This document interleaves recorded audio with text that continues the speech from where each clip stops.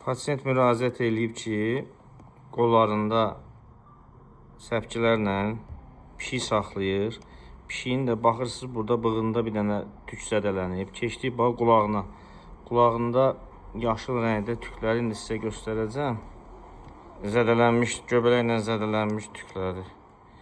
Bundan başqa baxın, belində harasındaydı bayaq baxdığı? Ayağında, göbəyində. Yəni ki, burada bütün bu zədələnən tüklər hamısı görsəniz. Parmağın ucu dırnağın önündə var idi. Hansı ayağı idi o? Buradaydı. Nəysə də bu göbələk xəstəliyinin heyvanlarda olan görüntüsüdür. Baxın, bu zədəli tüklərdir, belə görsəniz. Yaşıl rəngdə. Və xanım, qolunuzu verin.